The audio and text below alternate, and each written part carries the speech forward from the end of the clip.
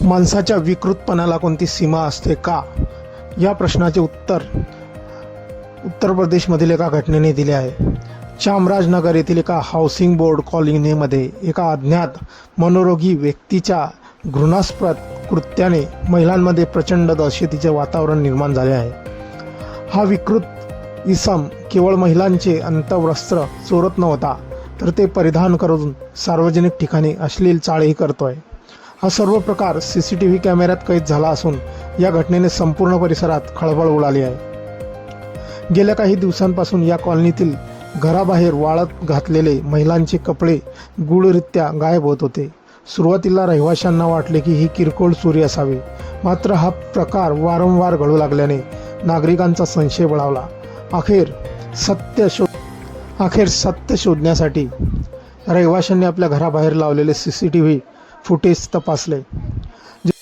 Footage बघून लोकांचा आपल्या डोळ्यांवर विश्वास बसला नाही. CCTV फुटेजमध्ये असे दिसून आले आहे की हा आरोपी मध्यरात्रीच्या सुमारास स्त्री वेशात कॉलनीमध्ये शिरतो.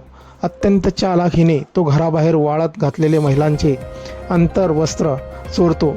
धक्कादायक बाब म्हणजे ते चोरलेले कपडे तो तिथेच परिधान करतो आणि कॅमेऱ्यासमोरच अत्यंत अश्लील आणि घृणास्पद चाळे करू लागतो. त्याची वागणूक आणि मानसिक स्थिती पाहता तो एखादा मनोरोगी असावा असा संशय व्यक्त केला जात आहे. या घटनेमुळे हाऊसिंग बोर्ड कॉलनीतील महिलांमध्ये असुरक्षिततेची भावना निर्माण झाली आहे. ही केवळ कपड्यांची चोरी नसून महिलांच्या सुरक्षिततेचा गंभीर प्रश्न आहे. अशा मानसिकतेची व्यक्ती कोणत्याही थराला जाऊ शकते अशी भीती या महिलांनी व्यक्त केली आहे. या घटनेची माहिती मिळताच जामनगर टाउन पोलिसांनी तातडीने तपास चक्राला गती मिळाली.